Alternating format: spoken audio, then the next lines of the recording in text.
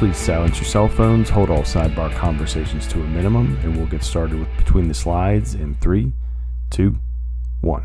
Another way to be prepared is to think negatively. Yes, I'm a great optimist. But when trying to make a decision, I often think of the worst case scenario. I call it the eaten by wolves factor. If I do something, what's the most terrible thing that could happen? Would I be eaten by wolves? One thing that makes it possible to be an optimist is if you have a contingency plan for when all hell breaks loose. There are plenty of things I don't worry about because I have a plan in place if they do. That's a quote by Randy Pausch, who was an American Associate Professor of Computer Science, Human-Computer Interaction, and Design at Carnegie Mellon University in Pittsburgh, Pennsylvania. And I thought that quote just fit perfect for episode 40, the critical importance of contingency planning for all hazards events. And today what I'm going to go over is key elements of a contingency planning checklist that can then be used as a template for any event you have, kind of harder on the fly for an incident, but you could know this beforehand and kind of better be able to react for an incidents that are less known ahead of time versus like a big sporting event. And that's some of the background about how this checklist came to be. Is for the 2015 UCI Road World Championships, my colleagues and I contingency planned a bunch of different things to include bomb threats, active shooters, missing persons, communication failures, aircraft accidents, suspicious packages, IEDs, personal-borne IEDs, vehicle-borne IEDs, civil disturbances, event shutdown for some reason. How are we going to get folks out of this venue? How are we going to make the call? That kind of stuff. Severe weather, fire near the event, a hazmat incident or hazardous materials, a mass casualty incident or MCI, and we'll dive deep into that one as our example. A water rescue, because where we were in the Richmond, Virginia area was on a river. An explosion, right? So not just that there's a package or we think there's an explosion, but something happened, which of course leads into an MCI. A mental health crisis, right? That's no stranger to most folks in cities that have folks that, are outside the mental health system or in and out of it. How do you react if someone that is in crisis comes onto the course or shows up at your command post? What are you going to do about that? So again, thanks for joining me. I'm Kevin Pinnell. I'm your host of Between the Slides, and I really appreciate you all coming back, listening. So really the big why for this is to help incident management practitioners, public safety, anyone that's doing special event planning, even if you're not in public safety, to always be thinking about and then what. And we'll go into that a bit more. And we talked about that and some other key elements of incident management in other episodes, that always thinking and then what factor, particularly as a medical unit leader. But this is a look on what is everyone going to do if any one of those scenarios I talked about happens. And so let's get into the process that I think is helpful, that we use, that my colleagues and I used, that we then replicated and unfortunately had to act on in other incidents. And I think because we use them down the line in later incidents, we actually help save lives. And that's crappy that we had to use them, but it's great that we put the work in ahead of time, and to see that tangible difference, I think really was important. So how did we get to this contingency planning checklist? Well, we made actual contingency plans that had a little more meat to them, that were a few pages long, that got a little more in depth, kind of like an emergency operations plan or project management plan. They had a lot more words than just the purely actionable pieces, but were needed. And so from the process that not just I did, certainly I didn't, create the content of this. I just thought, maybe we could take all of that and put these in one-pager checklist that someone can use down the road. And I'll share these on the betweentheslides.com website as well in the near future.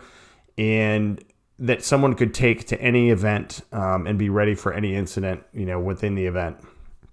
And so the first thing, and we won't quite have a Between the Slides 5, but we'll have some kind of amalgamation of, that is to treat your work scenarios like tactics meetings. And so for the incident management practitioners out there, the tactics meeting, if you recall, is that key meeting where we have operations taking action on the objectives that command set to tell us and ask for the resources or the people the stuff, the areas they want to go, what work hours, the operational period, where they want people to report. They're working really closely with that resource unit leader to make sure that, hey, can you account for all my folks? Can you get them checked in at all those different locations? They're standing right next to logistics. This is going to make sure they can get them the stuff and the radio channels or can't. It's going to be that very interactive thing. And also, of course, safety is there to ensure or do their best, right? We can't always ensure anything. That's why we don't use ensure on our objectives. But safety is there to kind of check operations, not to say no, but to say, okay, I'm not saying no, but let's consider this. The old, let's wear PFDs or personal flotation devices within 10 feet of the water. So yes, your folks can operate near the water all day, but you're going to wear that device. So that tactics meeting is really where we get into putting the tactics, go figure, the really ground level work together. And so while we're not asking for resources, what we're doing in these tactics meeting like contingency planning sessions is we are looking at the setup and the resources we have and where, and thinking about any one of those scenarios, 18 or so scenarios that we looked at, and I may have just blown that number out of the water, but the ones I read earlier, and saying, okay, so for the bomb threat, let's look at our org chart and what do we want to do? And again, when we do this, we want to have the subject matter expert. So we want someone from the bomb team, missing persons, we want law enforcement, hazmat, we want fire, mental health, we want social services, health department, right? So you want your subject matter experts to know or to be there. And so you don't necessarily have to just have the ops chief. You also, for these specific responses, want to know, and you also have to have the resources there, right? So you can't have a subject matter expert that really knows this stuff, but you're not actually going to have the resources to respond. So that's a challenge when you do this contingency planning based on tactics meetings you've already done, but treat them like that, right? Set them up, do the wall charts. You don't have to do the 215, but at least, game out who's going to do what. And we'll get into more of that when we go through the examples. But the first thing I would say is treat your contingency planning like a tactics meeting, set a schedule for it, make sure people are there, make them commit and make them be serious about it and not just, go, that'll never happen here, because we've all been around long enough. You all see the news every day, just like I do. It does happen here. It'll happen in your backyard. It's happening in areas I've been in. So let's just do the best that we can for everybody out there.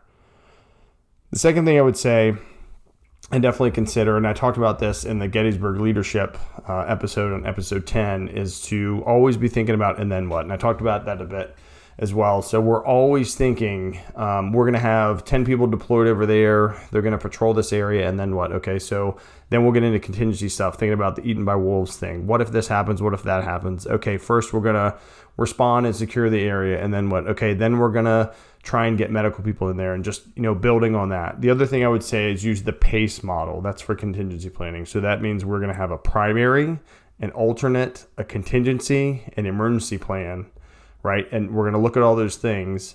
And we are also going to make sure that folks two levels up and 2 levels down know our jobs. So part of contingency planning is, what if the leadership is taken out?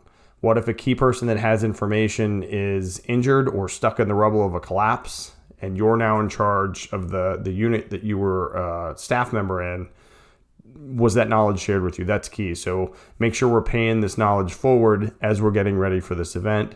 And the other key factor I would say to consider when you're doing this is that time wedge, right? So the time wedge means, boom, something happens. The longer we take to make a decision, the less options we're going to have. So imagine the greater than, less than, it's alligator pointing to the left toward the incident. The further we go to the right as time's going, the less options we're going to have. So you have to think about those things and think about how we're going to build those in to each section or the unit or the resources that are going to respond. So the key elements that we use and that I would suggest, because they seem to work pretty well, and of course they could morph, and if you find them and use them and you make them better and it makes people safer, then absolutely do that. So when I built the checklist, the one pager, for folks that use incident command system forms, you'll recognize it looks just like one. It's different because it's color coded on the left by kind of the standard ICS section colors. And for me, what I've always used and would recommend is white for command staff, blue for planning, red for operations, yellow for logistics, green for finance. And then honestly, I just picked one. So we had an information and intel section. I made them gray. And then we had the emergency operations center because we want to be connected with them, and I made them orange. It doesn't matter for those colors, but just so it stands out, right? So if I'm looking at this sheet and it's a color copy, whether it's electronic or a handout, and I work in one of those sections, I can immediately go there, right? So it's a visual cue. So the key elements are the name of it, at the top it says hazmat release, or let's go to our example, mass casualty incident. So as soon as I get to this page, at the top of the page, it tells me what it's for. Then in number 1, just like any other form, it says event. What is this event? What is it for? Pretty straightforward. We're going to let everybody know it's an MCI contingency plan for this event. Number 2, just like other forms, what's the operational period, right? The date and the time. Then a little bit of a variation is what's the date and time this plan was initiated. So that's what's in box number 3. So our standard ops time or ops period is in number 2. When did we kick off this contingency plan that we're going to go on this checklist for? That's what we want to know. Depending on the type of contingency plan, the type of response, this could be part of your legal documentation. I've mentioned this as far as documentation, in the last episode, particularly with active shooters or other things that are going to have lawsuits and tons of scrutiny. Did you prepare together? Did you plan for it? Did you have some sort of systematic response? In many of the MCIs or shooters or other disasters, a lot of times communication or lack of coordination. This is another way. After you've done your regular planning, you get back together or in parallel do the contingency planning, and then you have this out there. So it's just another layer of communication and coordination that you've done together, which is great. Block number 4 at the top, I have objectives. And objectives for not just the event, but what are the objectives for this particular incident, right? And you can make them, and I'll go through. So for the mass casualty incident, these ones are pretty standard. So provide for the safety of emergency responders, spectators, and participants. Determine if the threat exists and the level of the threat. Assign appropriate resources to mitigate the situation and maintain clear and effective communication. So those are pretty high level. It doesn't say provide triage, treatment, and transport, set up a casualty collection point. We'll get to that when we get into the other sections. So pretty standard things, pretty high level things, because you have objectives. Now we have an incident within the incident, right? So what we want to do is send some folks, and we'll get into this when I break down who we suggested would do what and who we planned for to do what by section and unit and, specific assignments. Is we can't send everybody from the command posts, right? We don't want the white wave of leadership to leave and go to the scene. That makes its own level of complexity, right? We need leadership to be where they should be in the policy area. Back when they show up on scene, it makes everybody a little more tense. Also, they are better used in clearing obstacles and making calls to get us whatever we need if we're on scene, right?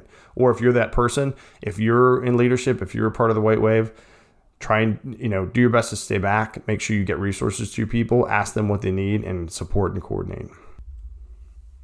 All right, so let's go in number 5, section 5 is actions. So this is where we're going to get into the position/section and what we want them to do when and for us, we're using a mass casualty incident or MCI as our example. So for command/agency admin or organization reps, here's what we want them to do. Maintain situational awareness and notify and coordinate with event sponsors. That's it, right? So I just mentioned, we don't need all the leadership to go to the scene. Or any when it gets to the higher level folks. So we're going to make sure they have that situational awareness, and we want them. So in this case, it was a planned event. So if you have, Carnival wherever America or anywhere across the world, that, they are going to work with the event sponsors. The sponsors, depending on what's happening, are paying for it. It's really their event where they're supporting them.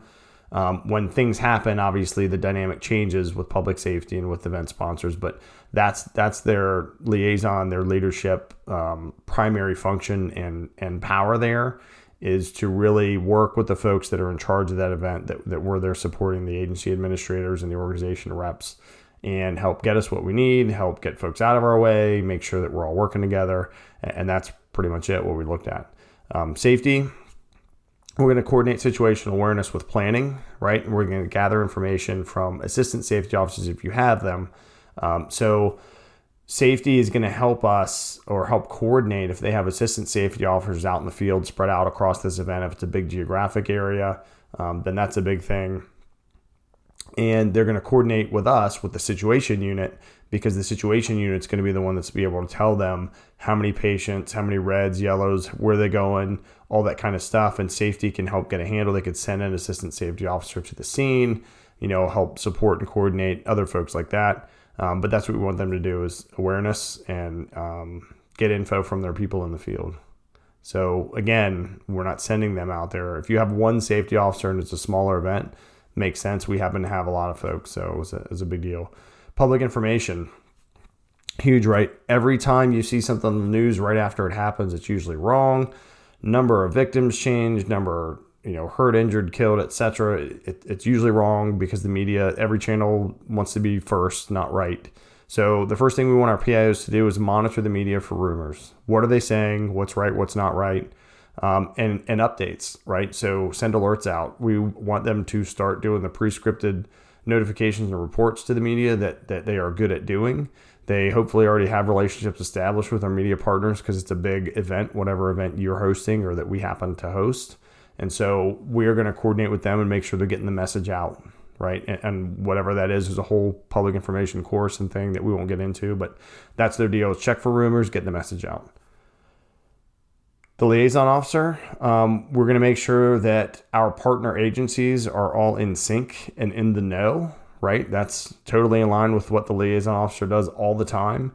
In a crisis situation, if an incident within the incident happens, anyone that has sent people to your event, and for big events, particularly sporting, there's usually mutual aid or people from other localities there.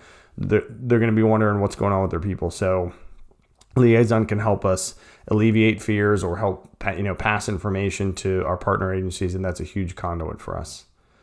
Planning. So the planning section chief in particular, first thing I'm going to do is a PAR, personnel accountability report of all of my people, right? I want to know that everyone in the planning section is good to go whenever this mass casualty happened. That's the first thing, and you'll see that repeated throughout sections. The most important thing to any of us is our people. So the first thing I'm going to do is do a PAR check. Hey, unit leaders, how are you? How are your people?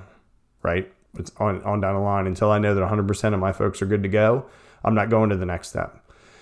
In public safety and special events and incident management, if you recall, and I'm sure many of you do and know and live this every day, it's you, your partner, then the public.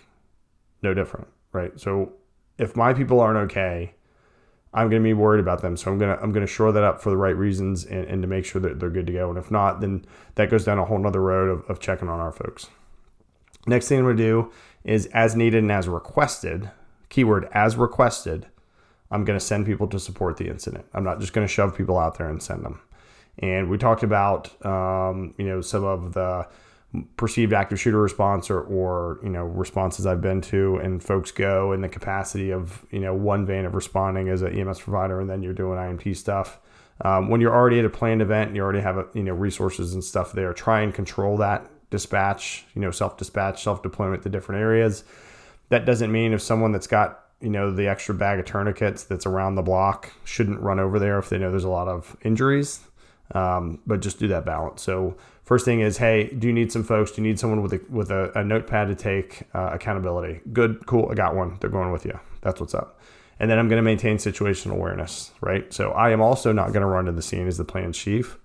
So despite what my primary job is, my overall job for the event is to keep the planning section running, which is huge now, more importantly with the mass casualty incident, because that includes accountability in the resource unit for everyone, all our people, and the situation unit, as we mentioned, that's linked to letting everybody know what's happening, who has forward observers out there, right, that's going to be able to let us know what's really happening. So speaking of which, the situation unit, we are certainly going to increase the frequency of our situation reports, right? That's huge. That's very important. We're going to have to spin those up every few minutes, just like we do when we're treating a trauma, we do vital signs more often. Well, these are the vital signs of our incident within the incident. We are going to send those forward observers to, a safe area close to what's happening and get some face-to-face communication. And that also can help cut through rumors that we can feed back to the public information officer, right? And we can deconflict that with maybe some of the ops folks that are out there or whatever other calls are coming in. We are going to make a verbal announcement in the command posts, right? And tell everyone we have this going on, whatever it is for us. Let's say hypothetically, we have a mass casualty and here's what we know right now. And we're also going to let our emergency operations center partners know. So part of their situational awareness, providing that is to whatever emergency operations center you're in and your partner agency's emergency operations center representatives, right? Typically your emergency managers. So we're sending out info. We're providing awareness, setting that picture at the same time. And just as, if not more importantly, resource unit. We are going to do a personnel accountability report of the entire event staff, right? So plan chief, I'm worried about my folks. Resource unit's entire job that whole day, well up to that day until everybody gets home, is accountability and personnel accountability, right? So that's the first thing they're going to do. Okay, where's this MCI? Are any of our people involved? They're going to already know or should know. And if you're a resource unit leader out there, at the drop of a hat, at a click of the fingers, at whatever, if I say MCI at this area, who's there? You should be able to look at your T-card rack or your list on the computer, whatever you're using to keep that accountability, and give me an answer within a minute, right? I made up that minute, but that's pretty accurate, if not sooner. If you're not tracking resources like that at your planned events, then you are wrong. And that's what you should do. That's the level you should work. Because like, I'm in the woods, could I get eaten by a wolf? We know darn well any given day someone can drive a truck down a sidewalk. Mass casualty could be from something else. The food truck vendor's propane cylinder happened to explode, right? Something happened. It doesn't have to be some malicious thing, some accident happens. So first thing I expect out of resource unit leaders is you're going to tell me who was in that area and are they okay, right? It's going to be tons of chatter, but you will have worked that out ahead of time with operations to figure that stuff out. A good way to do that is you're not going to check with every single resource on the event, certainly not within the incident, is that you're going to reach out to either team leaders or group supervisors so they can tell you that they've checked on their people, because they're going to be doing the same thing. And then you're going to assist with incident-related accountability. So what that means is if you have status check-in recorders, you need to already have pre-planned the one that you're confident you can send out into the field to do what you would do if you showed up. So you're going to send that status check-in recorder that can do some accountability. A lot of times it's fire, right? They do that at every type of incident, both with tags and writing things down. Or if you're trained in it from any other discipline, but give them the notepad, say, hey, you're going to pair up with someone from ops that's going out there, and your job is accountability, and you're going to have the notebook, and you're going to find out who's there, and we're going to shore that up. We're going to do a lot of back and forth between the person in your field and the resource unit back at the command post. Operations. Every other section, every other position that I have talked about or will talk about is here to support you, to support your people. So you are going to tell us what you need. We're going to help provide those answers, but you're going to designate a supervisor to go manage that incident within the event, right? Your operations. So whether it's a group soup or a division supervisor or a team leader, whoever it is, you're going to send somebody there and they are going to be in charge of that. We are not going to run that from the command post. If you're the type of person that tries to run something bad that happens within your incident from a command post, but you have no knowledge and you're trying to get it third or fourth hand, that's a problem. Right? Send someone you trust, get people trained up so they can do that, and send them to there and let them tell you what they need. You're going to continue to coordinate resources that are already assigned to the event. Because again, if you're the operations section chief and you have, 600 people, right? And out of those 400 and something are in operations, you still got a big priority if an area of 25 folks are involved, right? So again, this is where we have to wear our strategic hats, separate somewhat, detach. Thank you, Jocko Willink. For those of you that are Jocko podcast fans, you'll recognize the detachment. Detach a little bit, right? And say, okay, I still have this big job here, but I'm going to send somebody and I'm going to trust them and decentralize some command there, and they're going to tell me what they need. If you're that branch director, group supervisor, or team leader that's there with the incident within the incident, you are going to conduct a PAR, personnel accountability report, right? That's huge. Are your people okay? If they're not, who's missing? What do they need? Do you need more tourniquets? Do you need more medical people? Do you need a bus to get folks that are fine out of the way. Whatever it is, you're going to start gathering that kind of information. The supervisors, you're going to establish that new command. You're going to secure the entry and exits, ingress and egress, right? You're going to self-monitor health and wellness, meaning you got to recognize if, some mass casualties can get pretty nasty. You got to look at yourself and your people. And if it's starting to get a long time when you're there, recognize that you need to tap out, or your folks do. And we all have pushed through long days, long nights, tough scenes. Some stuff's just pretty wicked. So you need to get your folks out of there if they need to. You need to talk with, we talked about those agency administrators. So whatever kind of event you're doing, are we stopping this whole thing? Are we just going to worry about this area right here? Are we closing the course or the track or the festival, whatever it is? You need to help, make that decision on what's going on. If it's a mass casualty, so typically that means we can't handle it on our own with the resources that are there. We're getting a bunch of stuff in. That's a tough call. It depends on what section or area or, how much is affected from that event that you're doing. You're going to certainly coordinate medical resources and EMS. That's pretty specific to MCI as well. You're going to give updates to ops, right? So if you're that person, that branch director or group soup team lead that's in charge of that incident within an incident, just keep them informed, just like in the business world and, and projects. Keep your leadership up to date. If they say, hey, you don't have to tell me this, every little thing, cool, but let's just make sure they have the picture so there's less guessing. That's just good anyway. You'll make sure you declare that mass casualty once you've gotten that good size up. Where are the casualty collection points? Who's doing triage? Who's treating? Who's transporting? Now, this sounds like, I can just check this and do it by the book, and it's never going to work just like the book, but try and set those things up, at least get them done, right? Those are critical factors that have worked, and they're proven through work on the street, through the wars we've been in or still in now. So again, it's not going to look just like the book or just like this checklist, but these are things to be thinking about. And make sure that EMS is dispatched. Tell them where to go. Where do you want them to stage? Where do you want them to report straight to, or something like that? Part of this in operations is you're going to coordinate with your medical control. So who's your hospital that's going to help you know what beds are full, what hospital to go to, what level trauma centers there are. And you're definitely going to need to have the kind of rescue task force, or at least law enforcement, paired up with fire and EMS or EMS folks for whatever caused this. So even if it was just a random explosion from a food truck, crowd control was huge, right? Bystanders made a huge difference in the Boston bombing. They saved lives. Tourniquets, pinching arteries with their hands made a huge difference, right? Sometimes though, crowds, cannot be helpful where you can't get there. So we're going to have to make sure that there's space around, and we just do the best that we can. There are probably many more things that could happen, again, in operations, and that will happen. The goal of this was a one-pager, right? I can pick this up and use it to at least get my mind going. Certainly things are going to spin off this and come up that don't fit just that list I read. So whatever works for you, make it happen. When you have ground truth that doesn't match what's on a checklist, follow your gut and what's there and what's the right thing to do. That's true about that. So let's go to logistics. Guess what their first thing is going to do? Par check.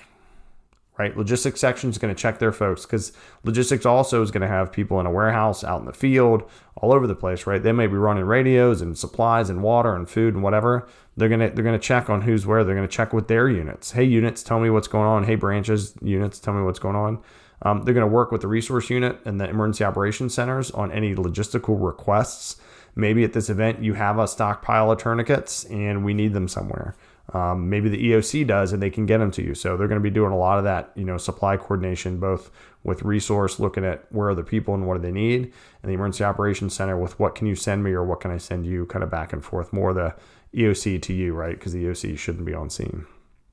The unit logistics we focused on here, because it's such a critical link, is the communications unit, or the incident communications center. So if you set up kind of a 911 center at your event, and if you don't, I would suggest trying to do that too. Get a couple dispatchers, couple radio operators. Hello, Ben Gomes. Give you a shout out there. He loves that. So your 911 dispatchers, right? Have a couple of those folks trained to work events or incidents, and think about a system you could use. There's plenty if you can already use a mobile data terminal and just use your regular dispatch system, cool. There's some other systems that can be set up using spreadsheets or other dispatch things where it's really you're isolated to just that event, but you can connect to the main system. I'm clearly not a communications unit person or dispatcher professional. That's why I'm talking in generalities, but that's what they can do. So what the comm unit's going to do for us is they're going to decide on the activation of the expanded incident channel. So let's jump way back to the tactics meeting, the actual one. You should have included a contingency channel or an expanded incident channel or a oh crap or what if channel in your communications plan that's also on every single incident command system 204 work assignment, right? So at this point, when we're in the contingency plan, we don't have to guess what those are because they're everywhere in our incident action plan. So again, if you're not doing that, start now. So you're going to decide, hey, do we need to stand this up? They're going to be talking operations. Most likely, yes. And they're either going to move everybody to the incident channel or move everybody on the incident to their own channel, however that works out. They're going to be working really close with the situation unit to provide updates, right, to emergency operations centers, other public safety access points or PSAPs, 911 centers. They're going to be communicating a lot. They should not, if we have an incident communication center that's within us, be getting hit with calls from the media. If you're running your event with your regular 911 center, you probably will, for sure. So that's where, and I mentioned this great thing that we did in the area I was in. Our 911 folks were able to say a scripted message to the media a couple times in the event of like an active shooter, active threat, something bad like this, or mass casualty. Say it twice and hang up. Right, so we're going to tell you who to call, go somewhere else. Tell you who to call, go somewhere else, click. Right, because they're actually trying to save lives. They don't have time to sit there with the media and try and give them the scoop or get the scoop or whatever. So within the event, though, if you've set up that place in your event near the command post or however you do that, hopefully they're not getting hit with media a whole lot. Finance. So this is hit or miss, I would imagine. It was for us, kind of for you all. For a really big event, we actually have had them on scene. For a small, maybe local festival, you may not and most likely will not. However, if you have someone that you're going to be in touch with that you've designated as part of your incident command org, they also need to conduct a PAR. Or what if they have folks that are collecting, time or pay slips or whatever they're doing, maybe somewhere out there. So make sure their folks are good. They could come in if they're not already or be there and track resource requests, compensation claims, right? So if we have a mass casualty, if some of our folks are injured, we are going to need to make sure they're okay first, or if not, be providing the care and do what we need to do for them. And everybody knows paperwork comes with that, processing, insurance, all that kind of stuff. So they can really help us get a jump start on the compensation claims and those kind of things. Information and intelligence. So if you have a heavy law enforcement, whether it's local, state, federal, integrated in your event, especially if it's a really big event with potential for, bad things to happen, I suggest it. They're going to do a PAR check. Most likely big events, I will assume, have undercover folks, plainclothes people throughout. And so in that case, let's make sure their folks are okay, right? So it's a recurring theme, the PAR check. Always be thinking about the PAR check. The resource unit should be doing it at a regular pace when the sky is sunny and everything's fine. That's going to get ramped up, and everyone's going to do it when bad things happen. It's similar to like every other slide when I would do preparedness things. When I was a public health emergency preparedness person, it was wash your hands because it's critical. PAR checks are key, for all the right reasons. And they're going to establish, so that information intel, what they're going to establish is a good information sharing on top of what we already have with operations in the SIT unit. So there's going to be a mix of operations folks, SIT unit folks, information intelligence folks, right? Kind of like a stand-up contingency fusion center, if you will, because we're going to need to shore up rumors. Are there 2 shooters, 3? Is there 0? Was it a truck? Was it a propane? And again, early on, other than an obvious person in a truck or an obvious person with a weapon, there's going to be a lot of questions there, but they can help shore up and give some ground truth. Last but certainly not least, our partners in the emergency operations centers are emergency management professionals. They are going to be getting updates from the situation unit. They're going to be ready to support and coordinate. They also, like other sections, but for them even bigger, have a whole other locality, city, county, township, whatever, to look after, even though there's horrible things going on and they probably know people that are there. So they're going to get those updates. They're going to be two-way communication with the situation unit. They're going to support and coordinate resource requests. Most localities, cities, towns, townships, whatever, have more stuff than what's in this event, and they can help do that, whether it's mutual aid, pallets of things, information, ham radio operators, whatever. They are a great conduit, and they know the lay of the land in that area like nobody else does. So we're definitely going to rely on the emergency operations centers to support and coordinate resources. And they can also support and coordinate with the public health folks, other emergency support functions, not just health. Of course, I'm biased, is where I came from.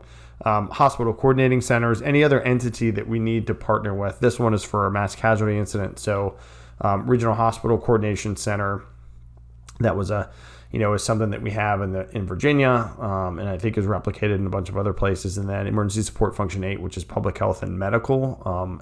And that varies by locality. At the federal level, it's with medical services, so they're certainly going to be involved with that. But we want that EOC to be a key partner there. So those are actions by position or section that I would suggest folks consider for the contingency plan of a mass casualty incident. You can imagine variation if it's a bomb, if it's a missing person, if it's severe weather, if it's something actually blows up, if we just need to shut the event down for some reason. So the difference would be the actionable items after you do your PAR check, right, is the big change. And so that was an example just for a mass casualty incident. The rest of the form itself is a very standard at the bottom: who prepared it, what's their position and title. And then again, at the bottom left of the plan, it says contingency plan MCI. So whether you're looking at the top or the bottom, you can tell what it is. So I hope this was a bit thought-provoking on how serious we should consider our contingency planning and have them. Again, I'll share this checklists with everyone out there on the BetweenTheSlides.com website. Feel free to reach out to me. Between the Slides, there's my Twitter link, PANELKG, PANNELLKG, also Instagram. And if you want to email me direct, kp.bts.podcast@gmail.com.